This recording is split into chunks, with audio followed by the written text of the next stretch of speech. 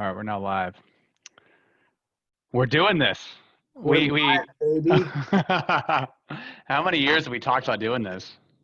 Too many, man. And it feels good to finally put our foot to the gas and get this thing going because we had a pretty good year last year picking against the spread. You'll have to fill me in on the exact clip that we finished at, but I'm pretty sure it was darn near close to 60%. We were somewhere near the top 15% of that Westgate contest that we entered last year, should I say. You might be able to fill us in on some specific stats regarding that. Yeah, last year was wild. We ended up, we did well, right? We ended up, I believe, at 57%. We had 48.5 out of 85 possible points. We pushed a couple games to get that half point there. Wow, we had some coolers. Holy shit, we had some coolers. Some real bad beats. Look, let's talk about bad beats real quick. Everyone has bad beats. Bad beats are part of sports betting. We're okay. Just when the frequency and the severity of them tax on to a very great otherwise season, they're really painful. Let's talk about it real quick. Yeah, well, I think that kind of comes with the package of being a lifetime Chargers fan. Now, I would say lifetime up until this year. Everything is fully sunk in. The depression is past. I think I'm to the point where I'm no longer mourning. I've accepted that my team has left, and I'm moving on. I'm done with the Chargers. I am full team Phil this year, and I don't have it on me right now, but I have a Colts hat that is replacing the Chargers hat I've been wearing for wow. my whole life. And yes, I'm going to be peeking in the corner. I'm going to be, looking through the window. I'm going to be following the Chargers. I'm going to see what they're going to be doing this year. But ultimately, they are not going to get my vote, and they have taken far too much of my money in the fourth quarter to ever support them, especially as a favorite. Maybe as an underdog. They're decent as a dog, but do not take the Chargers as a favorite. It will just gut you alive. We lost some 5 and 16 parlays at multiple occasions. I think 3-4 different weeks. We lost in gut-wrenching fashion. I remember we were in Cabo San Lucas. Remember that game against the Lions? Holy shit. I got a couple of touchdowns. Oh, yeah, that was brutal. And the home opener versus the Colts, or not the home opener, I don't know if they were home or not, but that season opener against the Colts was just that was tough last year. And I'm taking that as a very positive sign for Phil because going into this year, he finally has that offensive line. He finally has that protection, and then he has the weapons. He has a deep threat in T.Y. Hilton, a guy that can find the soft spots in the zone. He has a very potent run game with Jonathan Taylor coming in. Obviously, it sounds like it's a committee right now. He hasn't taken the job fully, but I'm really excited to see what he has because he was electric in college, and I really think that he can, add to that powerful, run game that they already have going. They have a great line already, right? And we'll see what happens. I really hope he pops. I picked him up in our auction drafts. That was a lot of fun. I got him. I don't know if I've even overpaid. I think I got a pretty good deal on him in our league. We'll see. Guys are sleeping on him. Maybe it could be the another Clyde Edwards Helaire of this year. We'll see. Yeah. Speaking of which, the opener. Let's chat about it. Crazy game. Normal Chiefs fashion, right? I was watching the game, and it almost seemed like a condensed version of the playoff game last year, right? Houston comes out early. It looks like, granted, they got the touchdown called back. It was a drop. He didn't catch that ball. It was the right call. But you see that 6 go on the board early for Houston, and you're thinking, oh no, is this going to be another repeat of the playoff game, except can they hold it together in the second half? And Right. what ended up happening is it ended up being an even condensed version of that, in that, Houston only looked like they were in it for maybe the first quarter. Right. I think once the second half started, it became abundantly clear that it wasn't going to happen for them, and that they are severely missing DeAndre Hopkins. I mean, I think they didn't know where to go. They got the ball to Fuller a couple times. Hopefully he can stay healthy, because he's a real talent. But he's better as a number 2 receiver, not a not one of the main guys. I know Brandon Cooks is there as well. They kind of remind me of similar receivers in a sense, which will be interesting. It's funny, I missed the first, 10 minutes of that game. I was dropping a buddy off down to go place a bet. He had he had a bunch of cash. He had to go down to Mexico to go place a bet. So I helped give him a ride down there. And bet, it sounds like. Yeah, don't bet there. Bad decision. For any of you guys listening, don't bet there.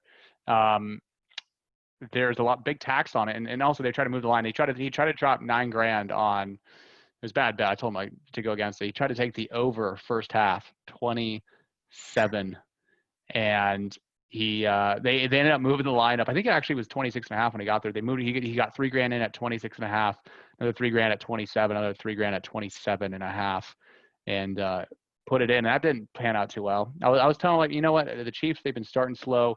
They've been picking up the back. I took 2H over rather. That panned out. That was a good decision. After the third drive, always picked up in the second half for the. I mean, that was the story of the playoffs, right? It was playing from behind. It was playing catch up. It was scoring a lot of late points. But when they did, it seemed like it came in flurries. Right. Once they got going, it was hard to stop them from pretty much every angle. I mean, the run game was on. Helaire looked amazing. It's becoming one of those things where, if you're playing fantasy football, just take a Kansas City running back. It doesn't matter who it is. It's how many guys had it. It was Damian Williams last year. It was, Kareem Hunt. It was, we can go through a list of players who have just dominated there. And, when they move on, the magic seems to disappear, which it does, doesn't it? it tells you something, right? It definitely tells you something. But either way you look at it, the run game was amazing. Mahomes was finding people. Sammy Watkins looked really good. It seems like him and Mahomes have a really good rapport right now, because he was looking to him early and often. I think the only thing that was, and I'm trying to find a dark spot in this Chiefs team where I think there was very little. On the goal line specifically, but general red zone rush, they got stuffed. Yeah, a lot, like 5, 6 times, 7 times. And as a Helaire fantasy owner, I'd be worried. That was upsetting to me. Granted, he got his touchdown. He rushed for 35, 138 yards, something like that. No complaints, but you see those things, and that's the stuff in crunch time. You got to be getting through there, and hearing some of the, he's a little bit undersized, you can't expect that, but when you get into the red zone, you got to punch it in. And granted, they found a way, because Mahomes is amazing, and he found his guys on third down. I think it was Sammy Watkins at least twice. He found Tyreek at the end, but that goal line rush was questionable. Yeah, they're gonna need some help. I was looking at that. I was thinking, I don't have Clyde Edwards-Helaire in any of the leagues that I'm in. But if I did have him, I might want to sell high, because I think the perceived perception is, oh my God, fantasy star in the making. He probably still is, but I'd be a little concerned that he might lose some goal line opportunities later on and bring his touchdown total lower beneath where it could be.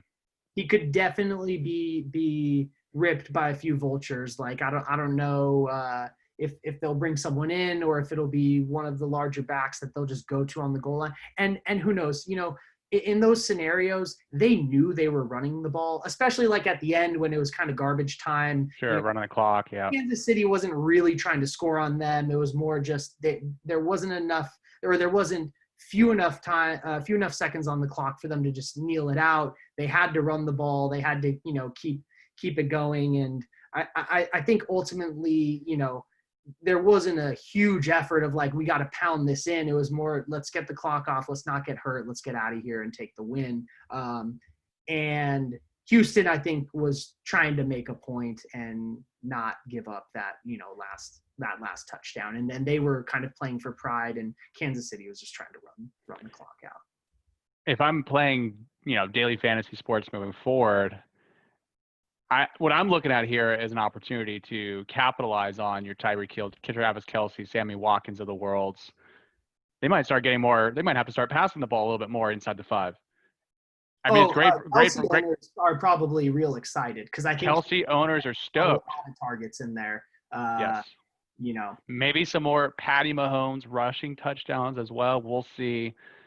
Anyways, Gotta be careful with that. You don't want to ruin your star. No, I get that. But what a game. Chiefs take it in dominant fashion towards the end. I mean, what's interesting is that the Texans still could have covered. They missed that field goal. They missed an extra point. That line, we had another buddy who bet really big on Texans. But look, Chiefs, 9 games in a row, if I'm not mistaken, 9 games in a row covering the spread.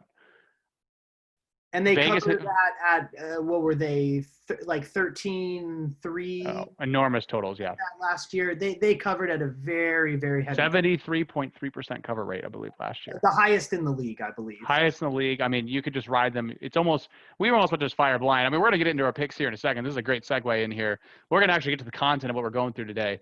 But, I wanted to give a quick recap. But, man, you could ride these guys to the promised land every week. Vegas has got to be getting beat up.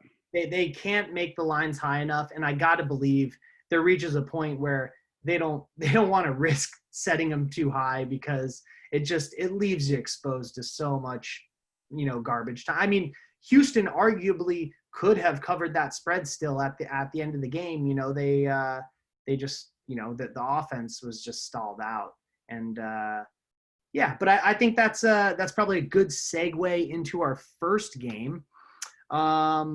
This is your pick, I believe. So we have 2, traditionally. I don't know how do I say this? How do I say this?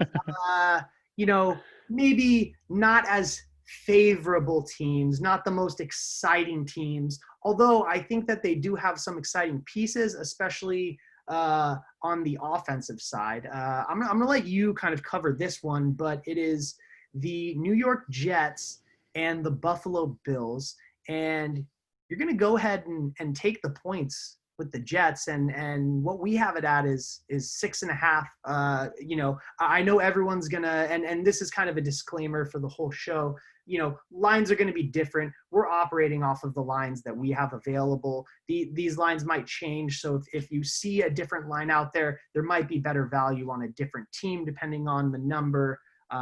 But what are you seeing in this Jets team? Because this was one where I was kind of prodding you. I was questioning you on it, and I was tempted to almost take the other side. It ended up being a no touch for me. But you like the Jets. Tell me why. I like the Jets here. Look, the Bills won a lot of games last year, and they have a great defense. They don't turn the ball over too much. They run the ball fairly well. The Jets lose Jamal Adams. There's a lot of reasons why, and it shows, that numbers show it. The public loves the Bills minus 6.5 here.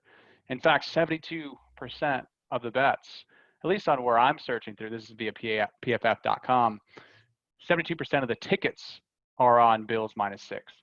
Now, in the Circa Millions contest, I love seeing this. I love seeing public being high on a certain team and loving the opposite side. I'm looking for those specific games. And no, it's not my number one criteria. I'm not just looking for an area where the public's really low on a team and just taking them every time. That just would be silly.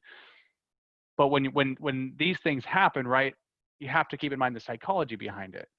Vegas likes the lines where they're currently at, right? Because they don't want to get overexposed. They want to keep even money on each side. They want to run a profitable business. Yet the public, a large percentage of the tickets are one side, the line's relatively constant or flat here. I think I've seen it up to +7 in a couple places. Now, why do I like this game? It really comes down to, number one, I'm getting 6.5 points.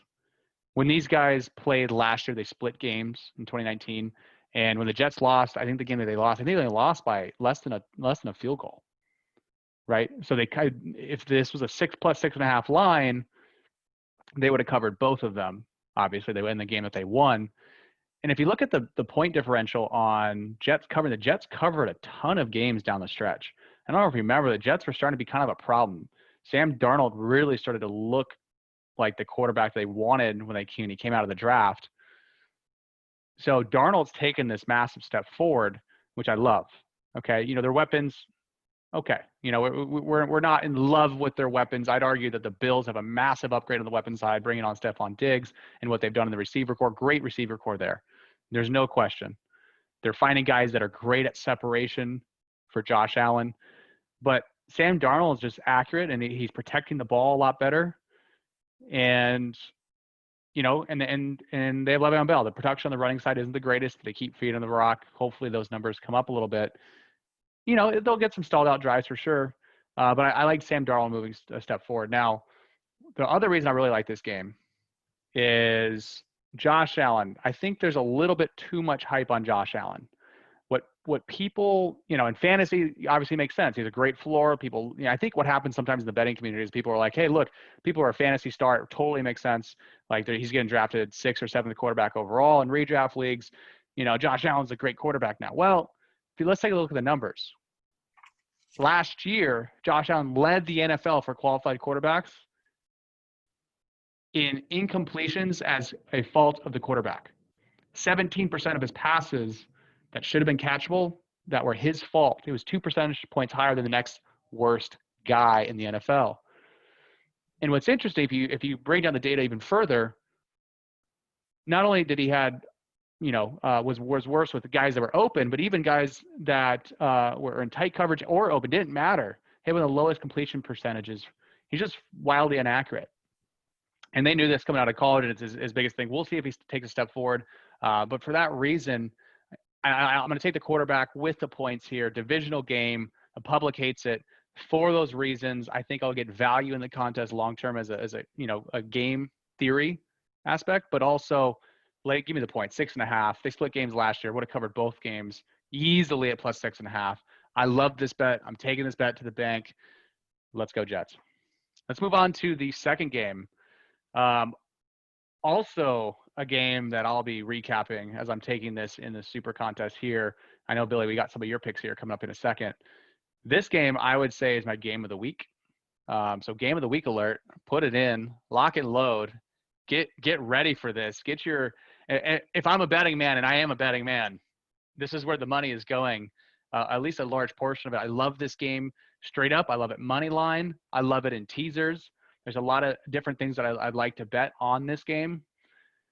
We have game 2, the Seattle Seahawks -2 going against the Falcons +2. I'm taking the Falcons with the points at home.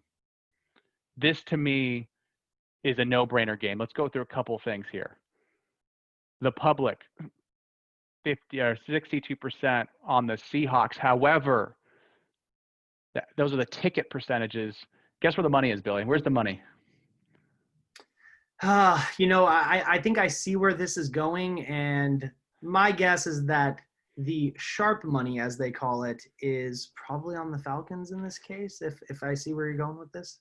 It is on the Falcons. I actually took this game before even looking at where sharp money was at, and then I realized there's a shit ton of sharp money on the Falcons.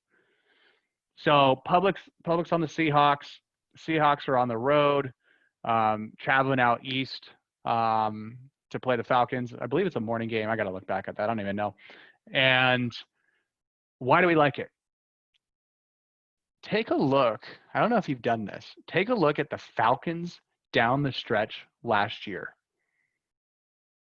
They were a problem. And by the way, just disclaimer, I'm gonna put it out there now. We can maybe look back and say, you know what, Eric, you're an idiot. You shouldn't be betting on NFL.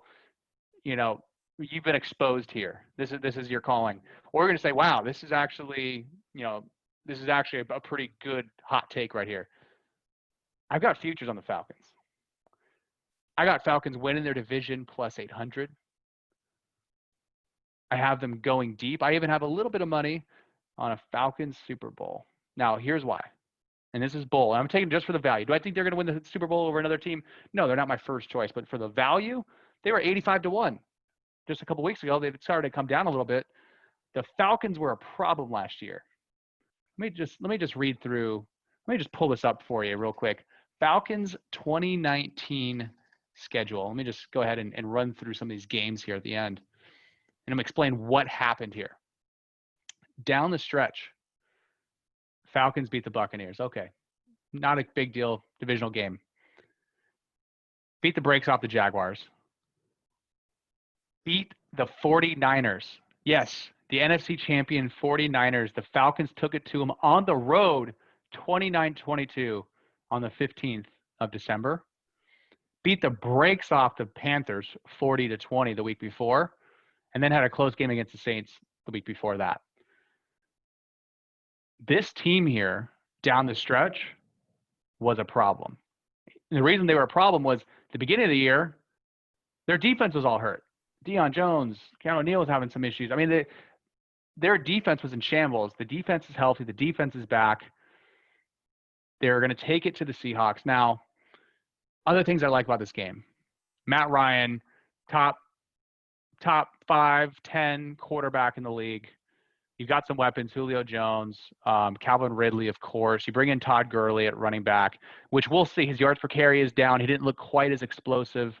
I know it's a little bit of a concern there, but could be still a step forward.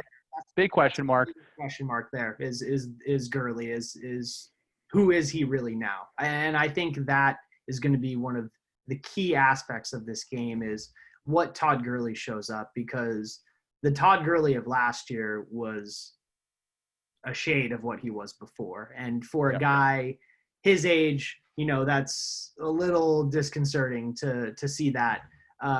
Granted, I think the entire Rams team regressed from just, an insane year that they were coming off of. And you expect that, you expect it to kind of, normalize. But who is Todd Gurley? And I think this is a question that we'll ask of a lot of running backs.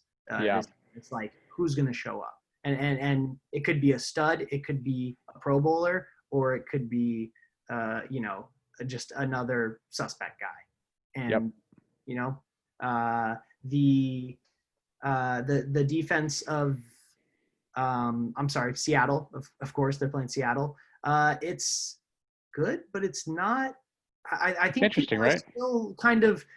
I think a lot of people still think of Seattle as the Legion of Boom is like still not that far off from people's minds, and I think it's obviously not that defense. It's a material different group of guys, but they have always seemed to kind of figure it out and do enough to get Russ his shots, and that's the other big question mark, and that's where I'm going to come at you right now, and you can kind of throw out your rebuttals. But I mean, Russ last year had what I would consider an MVP season. Now he didn't, I know, and it didn't get any love for it. Lamar was playing absolutely out of his mind, and the things that Lamar was doing was absurd, but Russ was doing some pretty absurd stuff too.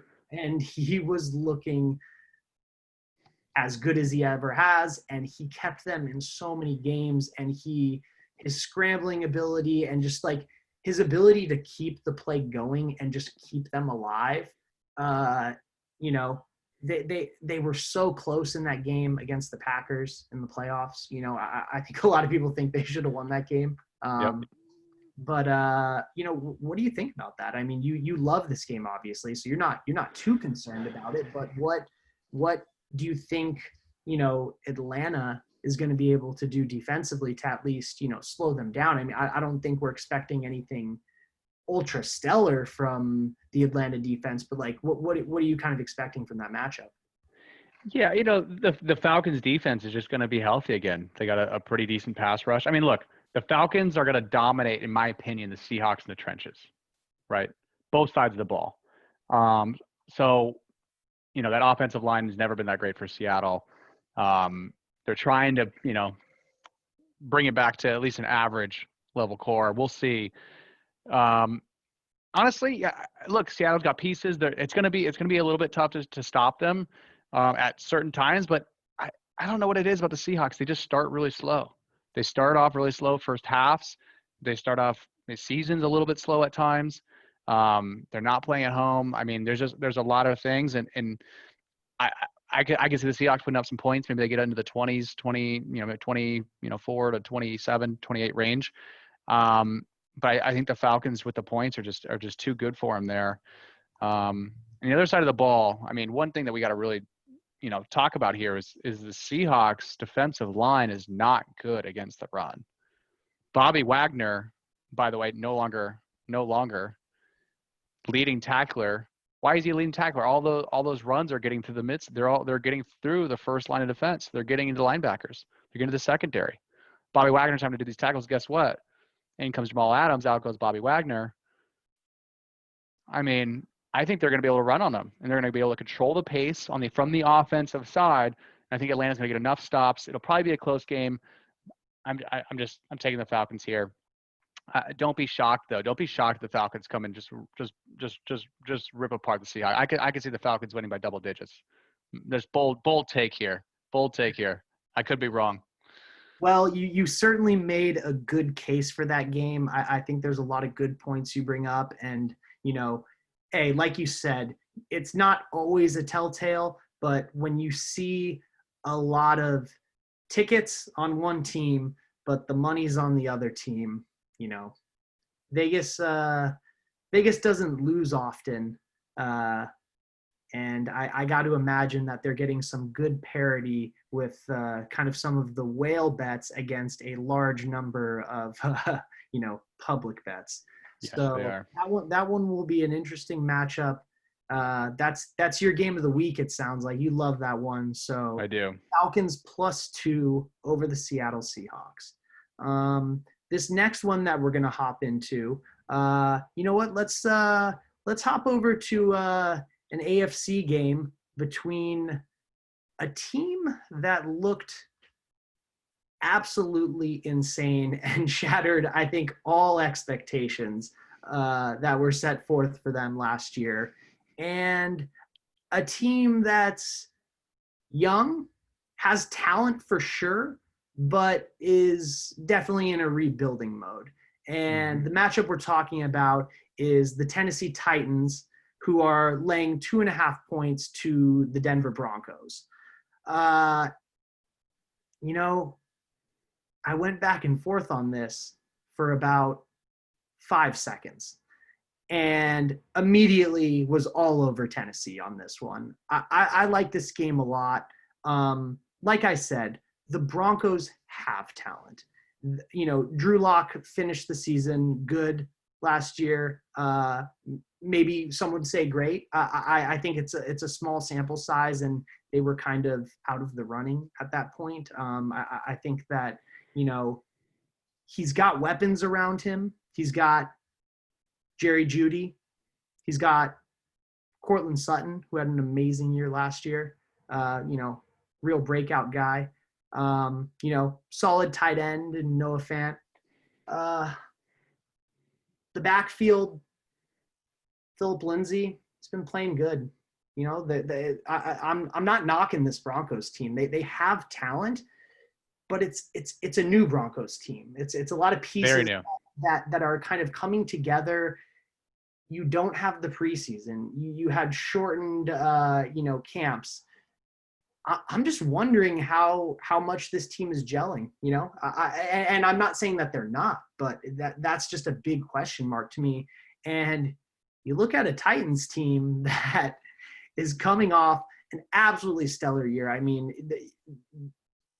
what can you say? What can you not say about the Titans last year? They were just on a tear, knocking off one team after another. I don't think a lot of people were too shocked at the New England game. That was one that I think we both had. We took the money on that one. I remember. That one seemed, just with the way that things were going. Tannehill was playing and is, I guess, right now, since it's continuing on, is playing his best football. I mean, he was one of the top-rated passers, if not the top-rated passer. Derrick Henry putting the entire world on his back and just running through brick walls, looking like an absolute alpha. Like, there was nothing anyone could do to stop Derrick Henry, and you could almost see the fear in the eyes of some of the defenders that had to try and square that man up, because he is a load. He is a big boy, and when he gets going downhill, he absolutely runs over guys.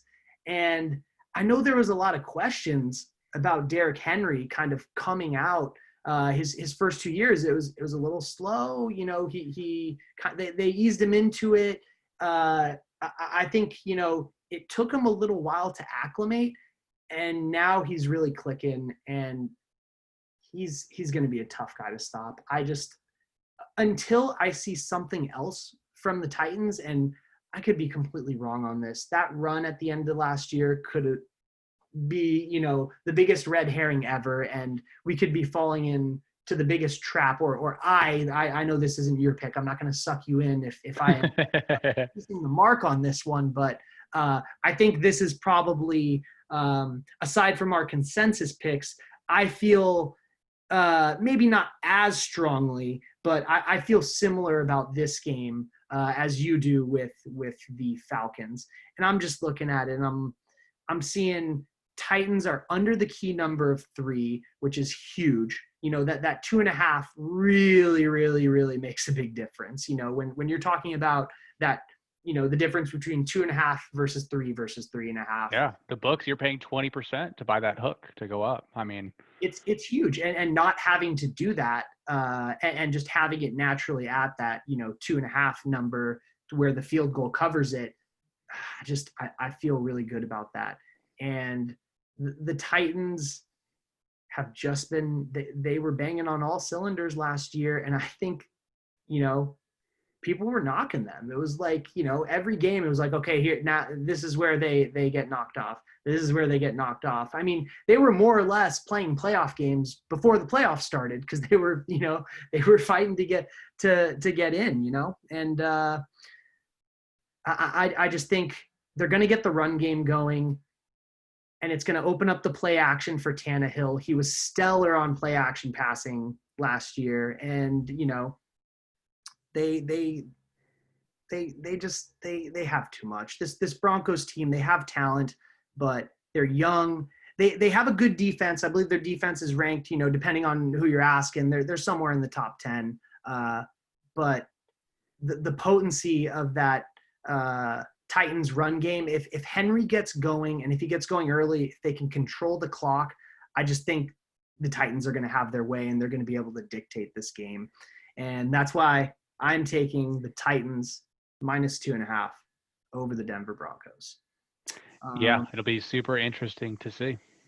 Yeah, certainly. I think that's where we will segue to your final pick before we get into our consensus picks.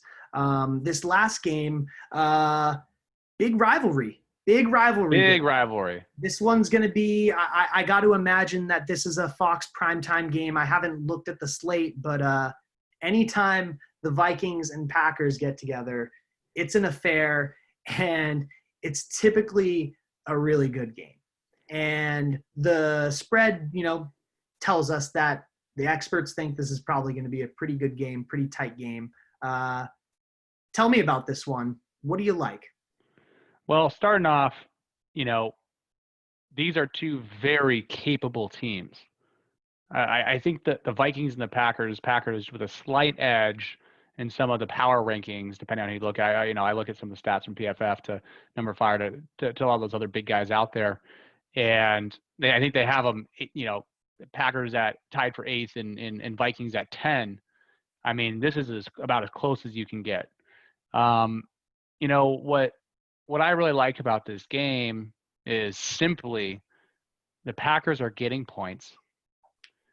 I think, I think anytime you have Aaron Rodgers getting points, you're usually in a good spot. And I know he's regressing, especially on short passes. He still looks pretty efficient downfield. Big time throw percentage is high. But anytime you're laying points with the Packers, they tend to have good outcomes as dogs. Now, you don't have the crazy home field advantage you typically do, right? There's not going to be, to my knowledge, fans in this game. I think the only fans are going to be, I know there's fans in Kansas City, and I know there's going to be some in Jacksonville. I'm not sure whether the fans are going to be outside of that.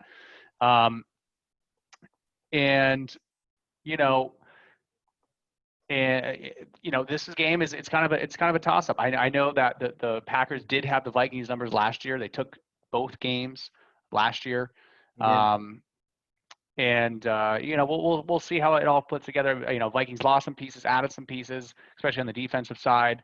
They did lose Stephon Diggs, which will be an interesting. I know they picked up Justin Jefferson, so it'll be interesting to see them gel. I think Kirk Cousins has been very effective and efficient. I think passer rating was over in the hundreds. Rodgers actually had a little bit of a down year last year. Obviously, his weapons weren't kind of there, but I'm laying this Packers with the points plus 2.5. It's probably one of my lesser picks that I liked this week. 59% of the public also on the Packers. Money's pretty split. I mean, it's a pretty 50-50 battle. I'm gonna go with Aaron Rodgers. And here's what's so funny about this. I'm actually a Vikings fan. I lived in Minnesota for a brief stint. My whole extended family's from there. I've been a Vikings fan for a long time.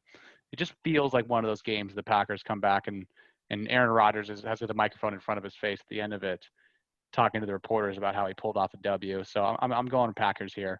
Not a lot of really great content as to why. Just feeling Packers here plus 2.5. Yeah, and with this game, I mean, like you said, they're always so competitive.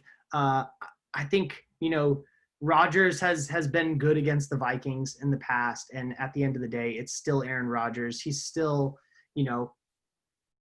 people are starting to kind of poke holes in him and try and point out the weaknesses. Oh, he's not the same guy that he used to. But I mean, I see some of the throws he makes downfield. He still just has an absolute cannon, and he can find guys, and he can extend plays. People forget that he's a decent runner too. He's not known for his running, but he can run the ball. It's not like a perfect example, our dear Chargers, former dear Chargers, Rivers, it's like he has concrete boots on.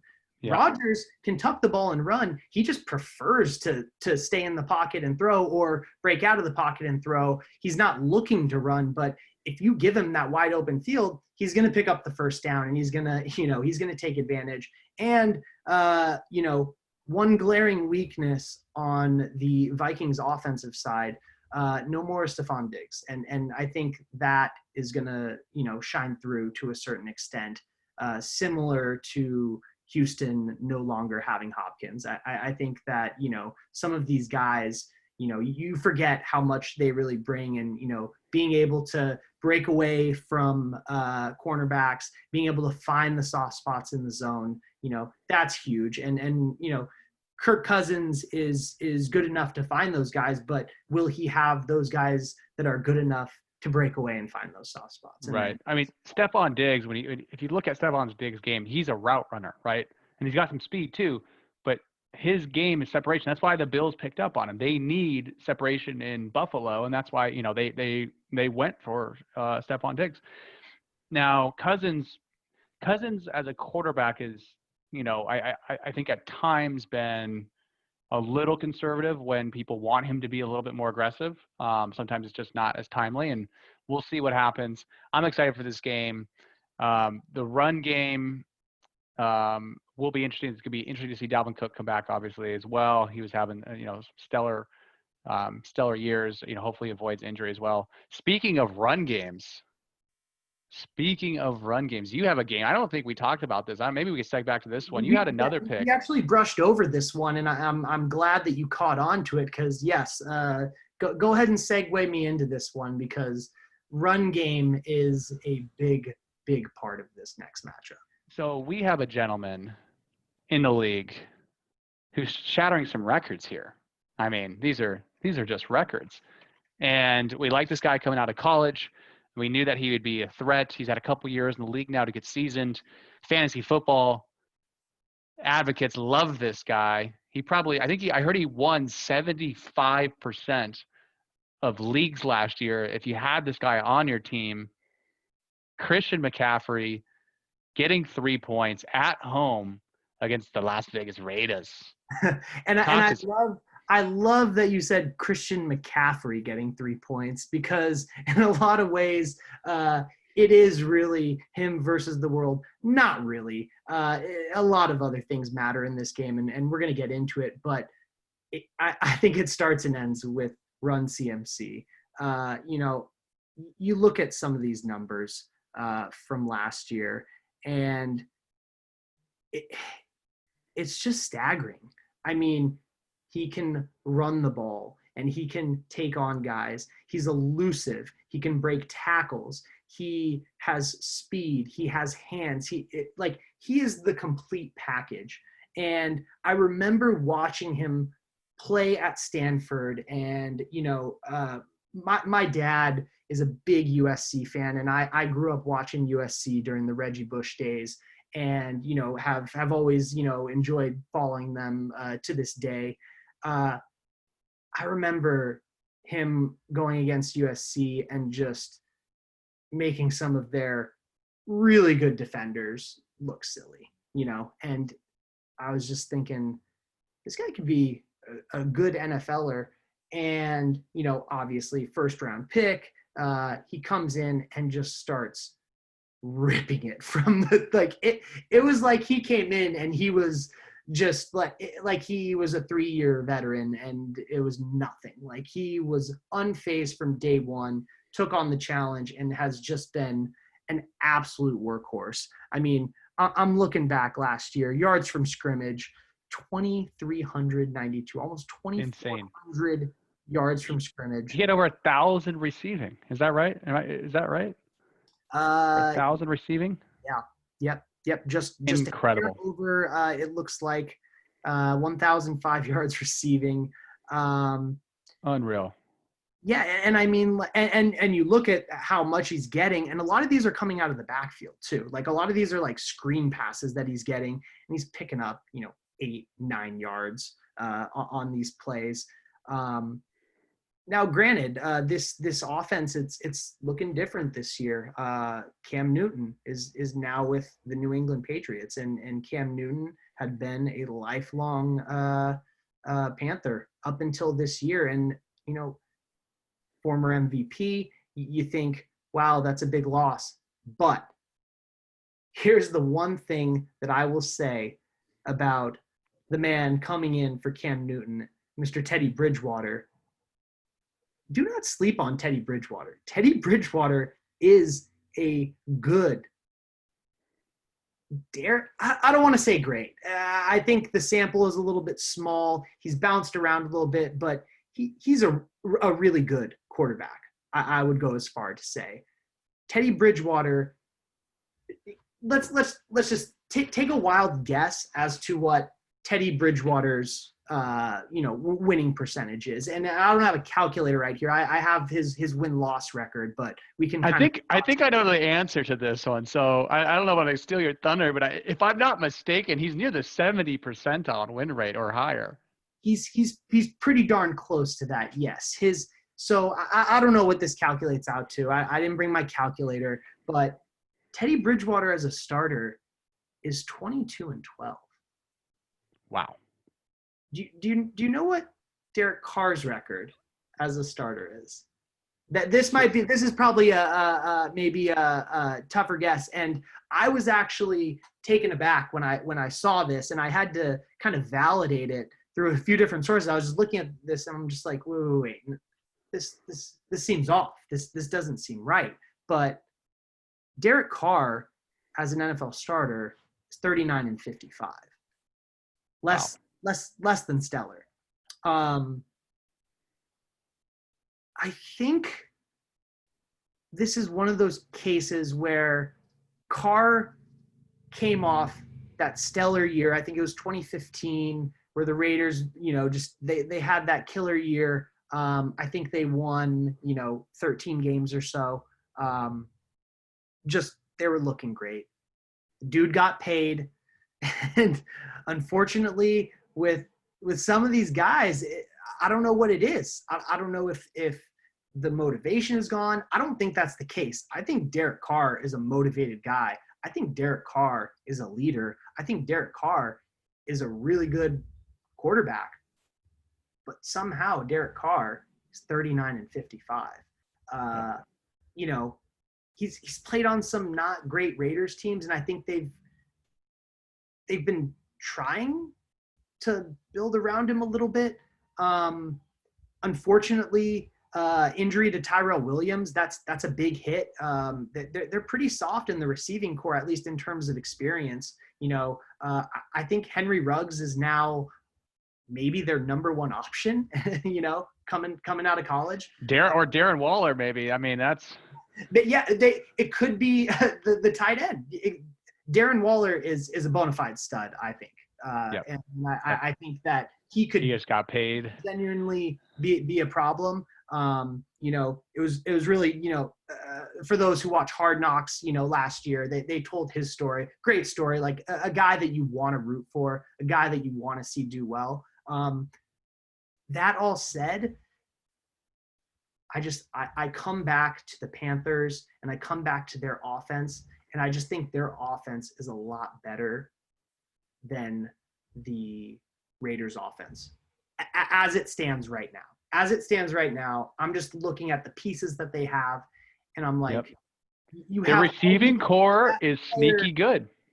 Look at the receiving core is sneaky good. MVP this year. I mean, I'm expecting, and I think most people are expecting Lamar to regress. Patrick Mahomes is probably going to be in that conversation, but if McCaffrey has another year like he did last year, I mean, he's going to be in that conversation again. Obviously, he was in that conversation last year. You just had guys that were doing, really big, there was a lot of crazy stuff that was happening last year. And I think in any other year, McCaffrey is, likely taking home that MVP.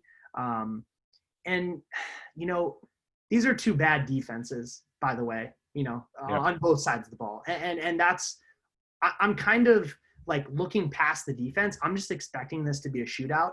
I think this is probably a good game to target for an over. I don't know what that number is. I'm probably not going to play it, but it's 47.5. Start off at 47. There's value there. This game could go into the 60s. It could be in the 70s. Yeah, this could be just an absolute shootout where the offenses are unloading on each other. But I think ultimately the Panthers, especially, and by the way, this line, maybe this is a trap. I don't know. I think the reason I think the Panthers should be laying the points, and they're getting the points. And that's another reason why I'm all over this game, because if you're going to give me 3 points, now granted, home field advantage is like home field advantage this year. I'm using air quotes. But still, it's like the Raiders still have to travel. That doesn't change, and who knows, maybe the traveling aspect with all of this COVID stuff makes it more difficult for the visiting teams, because there's all sorts of new protocols. It's not like traveling as hard as it is. Now you're traveling with all of these additional restrictions. I think I'm speculating a little bit, but it's something to keep in mind. And I think people are kind of the common narrative right now is, home field advantage doesn't exist anymore. But hey, they still got to travel across the country. They still got to play 60 minutes of football. And I just think the Panthers are going to outpace them. And I think that points will come up early and often, but ultimately I'm taking the Panthers +3. I might even eye this, just take them, straight up for the money line. I don't know what that number's at right now. I'm probably somewhere around 150 to 175 plus. But if you're going to give me the 3 points, I'm going to take it. And I really like this bet. So Panthers +3, lock it up, take it to the bank. Run CMC. Who knows? He might rush for 250 yards tomorrow. Yeah. Fingers crossed. Yeah. The Raiders really having a hard time stopping the run, especially, or really anything in general. In regards to the over, the only reason and by the way, I'm looking at the lines right now in our book. This thing got pushed up to 48. It started at 47. So I think other people are seeing value here in the over. The only reason I could see it staying under the total is first week, getting back in use of the offenses. There's some moving pieces, and both quarterbacks they're pretty accurate. They tend to protect the ball. Turnovers are great for overs, better field position. You got the crazy pick sixes and fumble sixes that happen. Your safeties, all these little pieces add up. So when you protect the ball, that's maybe the one reason why maybe I'm not going to say guns blazing on this over, but outside I still like it. It'd be a nice bet here. Panthers over teaser. Jump this thing up to Panthers +10 over 41. That to me looks like some value. That's a really interesting bet, and that might be something we'll have to cover on another podcast or stream. But for the purposes of this, we're sticking with the Panthers +3, but I do like where you're going with that. And I think I'm going to look into that a little bit more.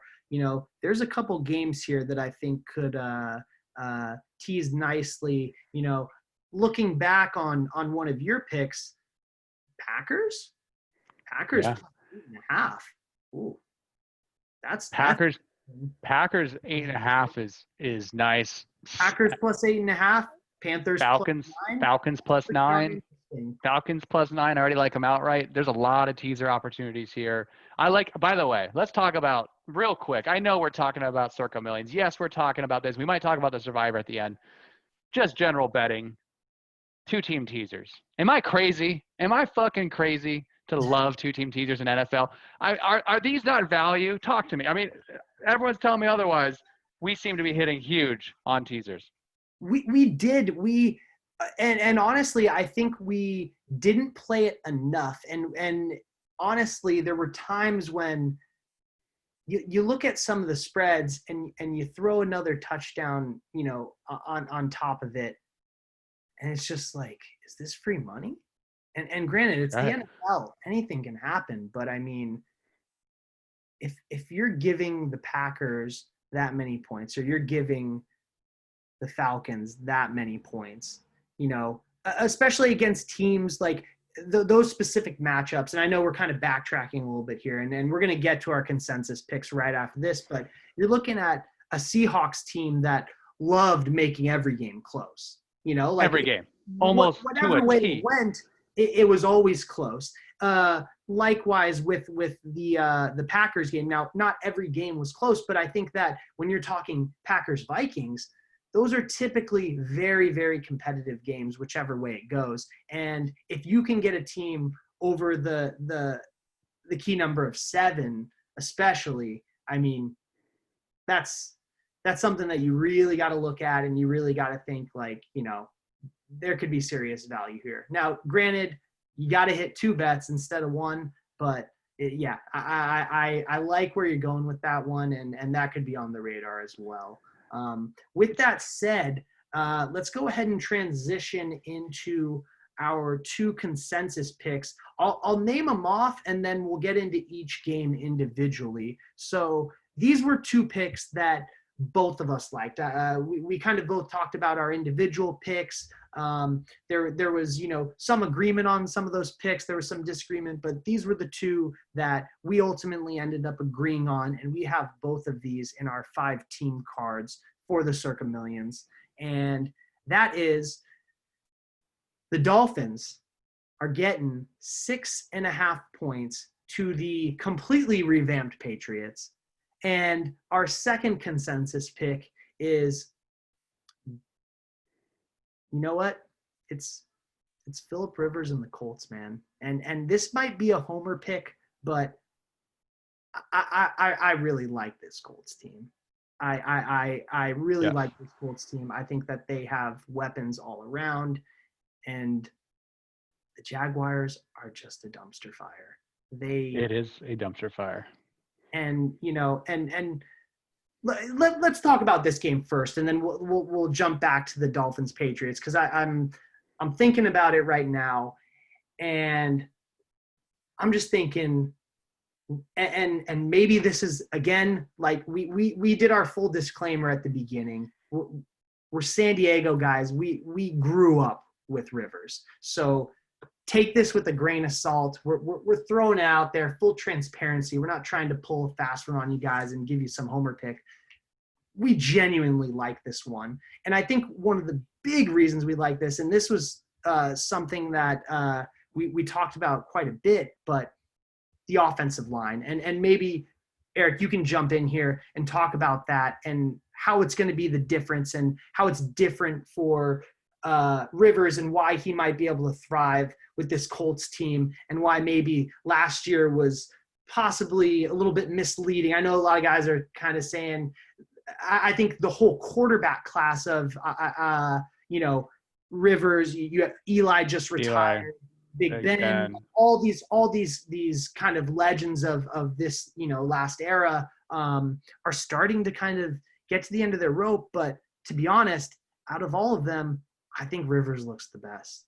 And I think he still has a lot of good football to play. And I think that he just didn't have the protection he needed last year. And this is something that you were talking about. Maybe you can go more into depth. Well, you ask anyone, what's the biggest problem with Phil Rivers? The biggest problem is the interceptions. Yeah, I was gonna say mobility, but I think correct. The interceptions are also, but the mobility is totally. You're nailed it there. Now, lack of mobility and interceptions. If you have to prevent against these things from happening, how do you do it? You do it with a good offensive line. The San Diego, now LA Chargers, probably coming back to San Diego Chargers, for a bottom 5 offensive line basically since LT left the Chargers. It has been a while since they had any kind of reasonable protection.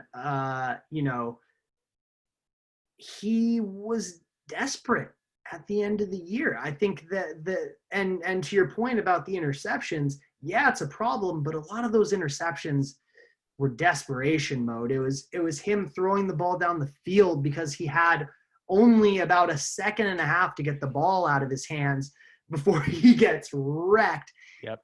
Like we said, he's not mobile. So and I think the interceptions and the mobility, they kind of, I don't want to say they're one and the same, but they play off of each other. Like the lack of mobility often leads to him having to fire the ball out. And even with he's got a quick release, and more often than not, I would say, is quite accurate. But that's when he's in the pocket. Like if he's in the pocket and he can get it off, the accuracy's there.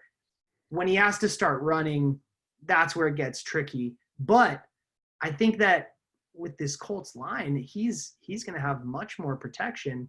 And, I think that the Jacksonville Jaguars are just a bad team. Well, they've mortgaged their good players. I mean, they were in an ASC championship a couple years back, and they mortgaged. We took them to the bank. We were making so much money on Jaguars. They were so hated as a team. We loved it. Took them to the bank week after week, but they've mortgaged their players that brought them to that AFC championship. They're in tanking mode. Let's be honest. Are they?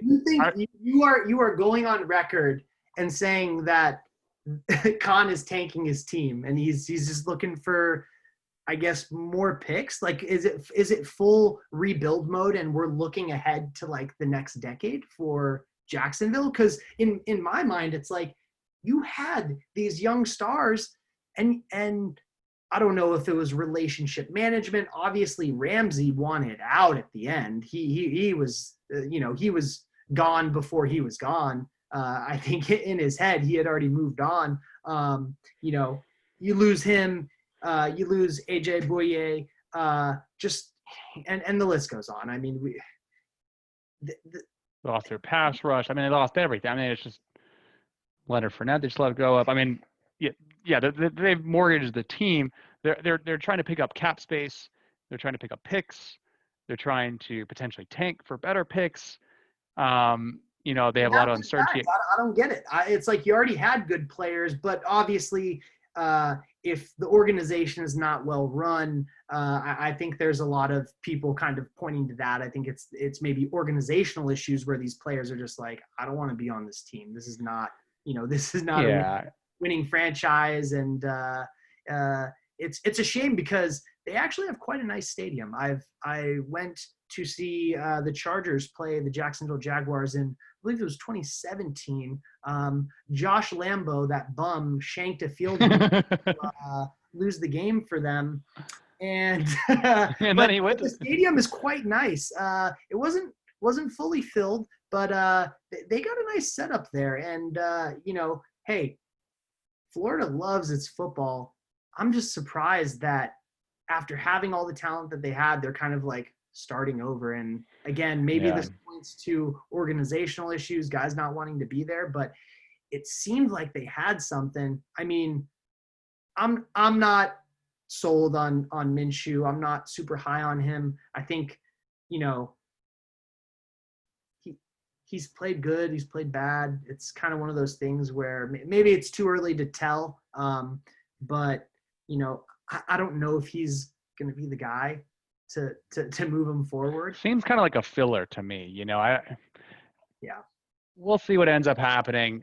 But, the Colts, -8, 66% of the public also on the Colts. They see this same thing here. I wouldn't be shocked if this one gets out of control. I wouldn't be shocked if this is a bright star on the belt of Phillip Rivers in his new home in Indianapolis. I think they're going to run all over this team as well. I don't know. We were talking before, they might get up early and just run this clock out. What are you thinking here? 24-0? 24-7? What do you think here? It's hard to say. I don't think I feel comfortable picking an exact score on this one, but I don't see the Jaguars defense being able to stop the Colts on offense. And then on the flip side, I don't think that the Jacksonville offense is going to have enough. I mean, I think this could very easily be a double digit win. I don't think that it's going to be close at any point. I think that, the spread, it makes sense. I don't think the Colts are good enough to warrant a spread like what Kansas City was seeing. Obviously, Kansas City was playing a much better team in Houston as well. But, even over that key number of 7, I really like the Colts, easily. Sorry, I said double digit. I meant a 20-point win, not double digit. That was a little bit misleading. Obviously, it has to be a double digit win or a 9-point win, or else we're not covering this thing. But I think that they could cover the spread by double digits and ultimately, win by a margin of 20 or more. I mean, yeah, I don't see it in Jacksonville. They're a dumpster fire. I mean, this is as much betting against Jacksonville as it is betting for the Colts. And great team, by the way. Talking about teasers, love the Colts and teasers. Again, I got to ask myself, Billy, is this free money? Is this free money? Taking First the Colts game of down. The year, when you're talking about teasing down to still having to cover a spread, I like I said, I like this game a lot. I love it. Yeah, I think it could be a good teaser. But that being said, if we're going back to this kind of talk about teasers, taking the teams where you're going to get over that key number of 7, when you're getting those points, I think that's something that's much more attractive because it is week 1. Guys can come out rusty. We've seen terrible teams win in week 1 and then just do nothing the rest of the year. We've seen great teams lose in week 1 and then come on back. So that's the one danger here, I think, when you're talking about, teasing that one down and still having to, cover a spread. But yeah, I think this is another one that you can eye just purely based on, hey, we are not bullish at all on Jacksonville. It's one more key point about this game. This is also the game that we're taking in the survivor pool. And it's the chalk play of the week. It's the chalk play. Week 1, there's a couple chalk plays out there. The Colts are the number 1 chalk play. I believe something about 19% of the field has already stamped their tickets on the Colts here, as have we. We like the Colts. We want to maybe keep them later. You don't want to start the season losing week 1 while you start to get a chance to feel out the teams. I'm a big, I want to go against the grain and take a little bit more higher risk plays at times in case of those freak events where a Jaguars come back and win this game. I don't think they do, and the field all gets eliminated. But we can use this time. I feel very certain about a win from the Colts. Gives us a chance to view the tape and see how these teams have gelled in week 1, start to see some key insights that we don't quite have yet. We don't have all the pieces yet to make these picks, but we do have them in the survivor pool. The other survivor pool, I'll just mention out there that I'm taking the Eagles against the Washington football team as well, even though that game might get a little hairy, still taking the Eagles there. Anyways, let's segue. Did you have anything else you want to go over this Colts game? I mean, we're just locking it up. I mean, no, I think we've pretty much beat a dead horse at this point. It's the run game is potent for the Colts. I think we even talked about this at the beginning before we even got into this pick. But Jonathan Taylor, Marlon, yep. Yeah, you got Marlon Mack starting. I mean, it's going to be. It sounds like a committee, but it sounds like Mack, the veteran, is kind of getting the nod to start. But expect Taylor to get going, and that could just be a nasty 1-2 punch where they're just trading off, and it's like you got a fresh set of legs in there every single time. Start setting up that play action. You find TY down the, it's just, there's so many ways that this thing can really, I think start to open up for the Colts. So we won't beat that dead horse anymore. And yeah, I think this is a good segue into our final game. And this is an interesting one. This is a brand new Patriots team. I mean, materially different than last year on both sides of the ball for a multitude of different reasons. And then you have a Dolphins team that is also, different. They're starting to pick up the pieces, I think. They're, obviously they have Tua, but to my understanding, Fitzpatrick is starting this game. Correct me if I'm wrong. Ryan Fitzpatrick. Yeah, to my knowledge as well, Fitzmagic will be showing up tomorrow. And we like it. We like the Dolphins getting 6.5. We love it. Let's talk about why we love it. So one of the first couple things here that I really like about this game is I like to look at passer rating, total QBR. Fitzmagic, he's a very serviceable quarterback. As you mentioned before, the guy's been in the league for 15 years. And then we were talking offline. That's no mistake. Guys do not stay in the NFL for 15 years by accident. It's called the NFL, not for long. And he's been in there for a long damn time. He's been in there for a long, long time. He was playing professional football when we were in middle school, maybe? I mean, isn't that crazy? That's weird to say. Not to give away our age or anything like that, but that's weird to think that he's been around for that long. And sure, he's been a journeyman, but there's clearly something in this guy that teams, coaches, general managers see, because he's not going away. And it seems like every once in a while, he's, like you said, Fitz magic. He comes out with something. And here's the other thing, to his defense. Now, granted, he has a losing record overall, but he's been on such bad teams. He played for the Jets. He played for the Bills. He played for Tampa Bay. It's, like he got moved to the Dolphins. I mean, he's on the Dolphins. Exactly. Like this is just a guy that I feel like has kind of, in a lot of ways, has probably been the bright spot on a lot of, subpar teams. And I think coaches have noticed that. And, he's still doing his thing, and he can still win football games. And he's got some weapons. Let's talk about that. We love Devontae Parker. I mean, when this guy's he's going down the stretch last year. This guy was a problem. In fact, I think he was one of the top fantasy scorers the last 7 or 8 weeks in the season. He was hot. Him and Fitzmagic were going berserk. They started to gel as a team. Devontae Parker, running backs, they just brought in Jordan Howard and Matt Breida, 2 very strong running backs. I wouldn't say they're elite level talents, but these are guys that can run downfield, can catch the ball. Not Jordan Howard, but Breida can catch the ball.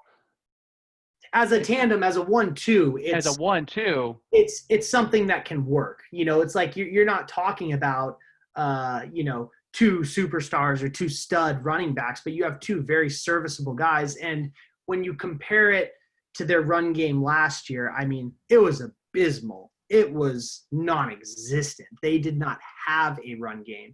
And, obviously, they're going against the hoodie. They're going against the fabled Patriots, but this is a different Patriots team. And let's, while we're talking about the Miami offense and some of the weapons that they have and some of the upgrades that they've made, let's talk about the New England defense and some of the losses that they have, because, I mean, whether it be injury or opt-out or whatever, I mean, some of the best players on that team from last year are not playing. And that's a big issue, especially in the secondary. If you want to kind of hop into the nuts and bolts of that, I think there were kind of 4, key players that we were looking at. I mean, Patrick Chung, not going to be there. Hightower, not going to be there. Jamie Collins, not going to be there. Who was the last one? Oh, another starting linebacker, Van Noy. And listen, Van Noy is, like, I don't want to knock the guy, but, like, I mean, he's not a superstar, but he was a starter and he played well for them. And I remember him coming up in certain games and making plays, and he's a good player. And ultimately, he is a starter. So, granted, it's next man up. There's a lot of good players in the NFL. You never know who the Pats have in their back pocket. They did a lot of Patriot-esque things in this offseason. They picked up a ton of right? some undrafted free agents. Obviously they went to the draft for the guys that they did select. Traded for some pieces. I mean, Belichick is Belichick. Let's not forget about that. But they have an unproven defense after being a top tier defense for quite some time. And so they take a step back. And I mean, we think at least. We think that they should take a step back given that they're losing pieces. The Dolphins, we feel, are going to take a step forward. Fitzmagic has very little to lose, I feel like here. I think the overall morale on that Dolphins team is a lot higher. Totally. And the other thing is the Dolphins, for whatever reason, play the Patriots tough. Always. This is the games. Spoiling it. These are the 2 games they circle on their calendar that, hey, look, if we're going to be a dumpster fire, we might as well prep everything we've got to go against the Patriots and have a sense of relevance here in the league. And they cover spreads. They've had some close games here against the Patriots. I mean, they've had some crazy games here about the Patriots. I mean, that run back touchdown that they had. I mean, they've had some crazy things happen. I With think all of, we were in Vegas for the run back. I remember I think we were. seeing grown men cry, literally just looking like they had their heart ripped out watching that ball get run back on that just freaky play. Like by all means, they should have lost that game. They Uh, should have. uh, and shoot, this was 2 years ago, wasn't it? This wasn't even last year. This was, or was this the beginning of last year? Time is starting. It's blending together in this COVID era. But anyways, yeah, you're totally right on that. They're constantly finding a way to get these close games with the Pats, no matter what. And I mean, I think one of the really big things you got to look at here, and it comes back to it's how the defense relates to the offense with New England. New England was given so many scoring opportunities because the defense set them up. And I think that's going to be the missing piece now. It's like you're not going to get put into those good positions like you were in the past. And I think if Miami can be smart and manage the clock and try and dictate the game and play the game that they want to, ideally get on the board first and then, play some clock control, try and keep the offense off the field. And, if they can get that, run game going with Howard and Breida, I mean, that'll open up some stuff in the passing game, and they need to be careful with the ball. They can't turn over the ball because the turnovers is ultimately where the Patriots feed and feast. But like we said, they're missing those pieces on defense. It's not the same defense. It's materially different, and some of the best guys and the guys that were making those big plays, those turnover plays, those plays that put the offense in a position to score and swing it, arguably, they go from being in field goal position to now, the Pats are in the reds, they flip it arguably, 10, 14 points, whatever, if you take away a touchdown or you take away a field goal and you add a touchdown when they score off of the turnover, it really, really changes games. And even with that last year, the Pats were struggling to get through some of those, they managed to win. And I think this was probably part of the reason why we really liked Tennessee last year in the playoffs, was that a lot of it just wasn't convincing. And it's like, if the defense doesn't put them into those good positions, they often would not have a chance to win. And that's ultimately what happened in the playoffs. It's Tennessee controlled the clock. They ran the ball really well and they grinded it out. And even with that, the Pats still, they were still knocking at the end. They made it close, but ultimately, Brady threw that interception at the end. The rest is history. But I mean, it's one of those things where it's a brand new Patriots team. They've lost a lot on defense. Let's talk about one more thing though before we wrap this up. And we haven't tapped on it yet. And I'm sure everyone, this is probably the first topic of conversation. We kind of ignored it, but Cam Newton, what do you think about him in New England? I know, he's the narrative coming out of New England is, Newton and Belichick, match made in heaven. It's going so great. And, I'm not saying that I'm not buying that, but, it takes more than just liking each other to win. So what do you think about Cam? I mean, what do you think about him going there in general? And then what do you think he brings? And ultimately, is this going to be a serious threat to the point where, they're going to win by a touchdown or more? Yeah. I mean, look, Cam Newton had a tremendous run when they made it to the Super Bowl. He seemed to have regressed. He's bigger bodied. He is agile. He can move. He can hit people running downfield, which is interesting for a quarterback, borderline dangerous. Tends to overthrow receivers, which is interesting. and had a style of game that we'll see how it works out in New England. Pass rating last year, 71, not the greatest. Give the advantage on the quarterback, at least last year's stats to Fitzmagic in this game. It's Newton's first game with the team. Not only is it his first game, learning a new scheme, I'm sure he's well coached at this point with Belichick under the helm there. However, I mean, what weapons does he really have? Who does he have at his disposal? Julian Edelman? I mean, Edelman's great, but Yeah. but I mean, Edelman was great at really precise passes in the slot or run across the middle. That Not as much TV, Newton's game. That not was as much, Tom's not game. as much Newton's game. That was Tom's game. I don't know how it's going to translate. I mean, look, being a wide receiver in the NFL is a tremendous feat. You are talented beyond belief. But there is levels to this game. And, TB12 didn't have weapons last year, and look what happened. He was almost irrelevant in fantasy as an example. And their offense was okay. It was okay. It scored points, but short fields from the defense, that's why they scored points. It all comes back to that. I think so you're telling me, let me just wrap this up here so I can really drive this home. You're telling me a team that very likely will have less short fields with a brand new quarterback, but a lower rating than the opposing quarterback, with a bunch of players that opted out, were traded, injured on defense, against a team that's ascending, that marks their calendar, literally marks it. They visualize winning against the Patriots every week. Shoulder.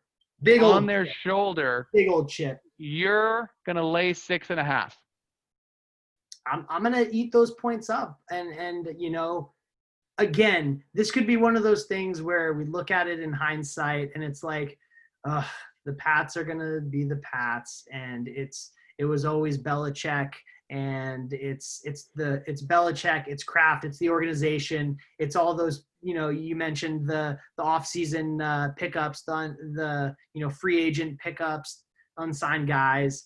We're really going to have to see. Again, week one is crazy, but looking at the history of these two teams, I think you nailed it on the head. If you're going to give me those 6.5 points, especially with the new dynamic, this is a new era. This is a new era for the Patriots. And I think that, I think they're going to get repriced pretty quickly. So I think that's why we're jumping on this one. And yeah. I love it. You really sold me on that Panthers game. I was eyeing that. I was back and forth. I want to go put some money down on the Panthers after that conversation. But overall, how do you feel about this week's picks? I mean, let's just recap real quick. Yeah. I've got Jets plus 6.5. I've got Falcons plus 2. You've got Panthers plus 3. I'm taking Packers plus 2.5 on a whim. So you're taking Titans minus 2.5.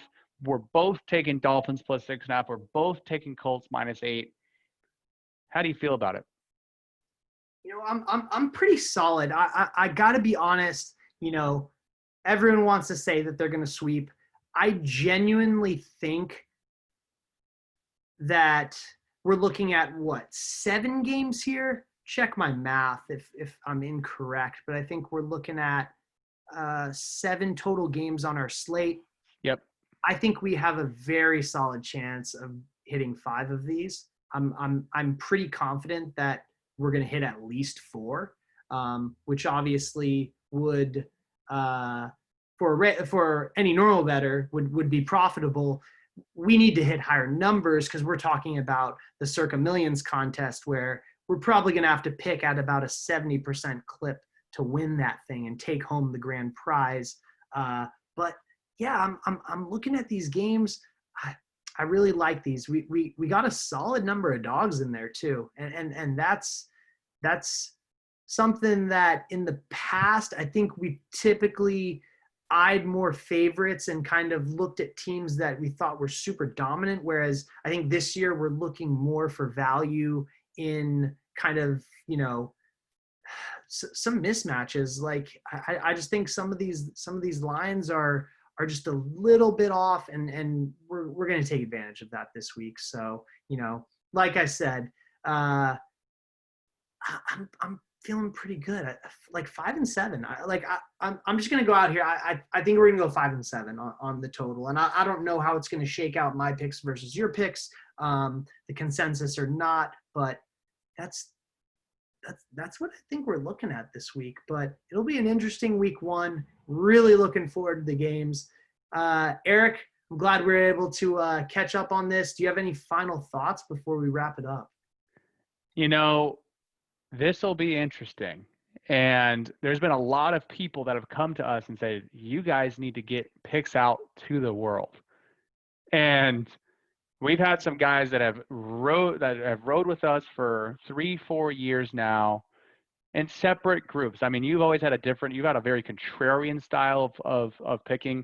I've been writing a lot more of the hot teams and just understanding matchups really well. So I think we arrive at our picks in a different fashion, which is really cool. I think just general scheme wise, if you break it down. But I think we've made a lot of people a lot of money. I think we have a really viable chance this year in the Circa millions. I mean, the chances of winning that contest are, once in every 100 years statistically or less, if you have multiple entries. But man, I feel good, and I'm glad we got a chance to collab, and there's a real possibility we might go 7 for 7. I don't know. I might put 10 bones on a flyer and go 7 for 7 and see what happens. Those lotto tickets are always fun to hold on to. You typically end up throwing them on the floor like you would at the pony races when you don't hit. But yeah, there's something about that big parlay, and seeing that small input and that big output. Although, as we know, they do not hit. It is not a high confidence bet, and it's not something that we're necessarily going to advertise or advocate for. But hey, if you like having a little lotto ticket, do that. Don't buy a scratcher. Throw a 17 parlay. All right, get value out of it. At least that you're looking at maybe 4 days of entertainment if you bet Thursday to Monday, or 10 seconds if you go down to the gas station and hit that scratch. Yeah. So be smart about where you're throwing your money around. I guess before we wrap up, now that we've gone through this discussion, are there any games that you wish you would have taken in your Circa Millions entry? Oh man, that's a good question. Let me look this over. There is another one that we were considering talking about, but I wasn't able to do as much research on it. But let me just go ahead and throw it out there because it actually was on our slate originally. This is actually my 5th pick on my card. Obviously, we have 2 consensus picks. You covered 3 of your picks. I covered 2 of my picks. This was actually going to be my 3rd pick, and we ended up scratching it from the original. But hey, we got some time. Let's talk about it. It's really a short thesis. So this is the Lions and the Bears. The Lions are laying 3 points to the Bears. I look at this team. I don't believe in Trubisky. I'm still confused as to why he's the starter. I think that Nick Foles is a better option. Nick Foles has been this is very similar to kind of my feelings on Bridgewater. It's like he's been a backup for the most part. He's started some games. He's kind of bounced around, but he's winning. He has a winning record, and so does Nick Foles. Nick Foles is a winning record. He won a Super Bowl. Nick Foles won a freaking Super Bowl, and you're really gonna go with Mitch Trubisky, who has, in my mind, proven that he's not the guy. Is this a case of the GM just kind of doubling down and just hoping that it works out? I heard that Foles will come in week 2, and so maybe it's just a learning of the playbook. And so take it for what you will. But you have Trubisky in there. And the Lions, by the way, sneaky good draft. My goodness. They've added some pieces. We're not going to go into detail on it, but you're taking the Lions. We like the Lions here. This is another probably I like I dislike the Bears more than I like the Lions. I just think that offensively, there's more going on there. I still think that Matthew Stafford is a solid guy. He's never been able to get it done. Like when it matters, they always seem to come up a little bit short, but they're always kind of in contention. So it's one of those things where, and he's always putting up numbers. That's the thing. Like Stafford always puts up numbers. You know, I'm looking like I'm just looking through their depth chart right now. Hawkinson at tight end, he's solid. They have Kenny Golladay. You know, Amendola is going to be able to find some creases. He's going to find some soft spots and work for them. Marvin Jones Jr. playing well. I think that you got to give the edge to them, and I think that generally the Bears, I think, are in a little bit of disarray. I think there's disorganization there. If it were up to me, I would have been putting everything into Foles and trying to get him ready for week one, because I think he's the guy that gives you a better chance of winning. But yeah, you know, this was a game that we had on the slate originally. Take it for what you will. It's on my Circa Millions card. That's like, I guess, my fifth pick on there. But we kind of scratched it from the original talk, decided to tap on it a little bit. But yeah, you know, I think ultimately Detroit, they're laying the points, but I think they're going to get it done. I don't have confidence in the Bears. And simple as that. I love it. All right. Well, that will wrap us up for today. We're going to be coming back every week. We'll figure out a day that we're going to start launching these episodes in advance, so it gives you some extra time to do your due diligence if you are taking any action, or just here to enjoy the games and see the run. Let's make a deep run this year. That's all I'm saying. That's all we can ask for. We feel really good about it. I'm excited the NFL is back. It gives us another sense of normalcy. I can't wait for tomorrow. There's nothing that's more exciting than screaming at my television on Sunday, watching Red Zone and having a couple side games running at the same time. So I'm pumped, man. That's great. Well, that about wraps it up for us today. We will follow up sometime next week with a recap on this week's picks, and then looking forward to week 2's picks. We will take the same format, pick our 5 favorites, cover those, and hopefully get you guys winning some good money this year. So we look forward to playing with you guys. If you have any comments, if you have any ideas for the format of this is our first episode. This thing is a work in progress. It's going to be changing. Let us know what you think. Do you want us to cover more games? Do you want us to cover fewer games? You know, and let us know what you think about our picks and follow along. And we're going to be fully transparent throughout the way. I think we were transparent about our picks last year. I'm sure we can pull up some documentation to verify that. I'm sure there's people like, yeah, I don't think you covered at the clip you did last year. We'll provide the data, and we'll silence anyone that's trying to speak up on that regard. But looking forward to this week's slate, and good luck to everyone out there. No matter who you're betting on, football's back, and we're excited. Love it. All right, buddy. Have a good one. Yeah.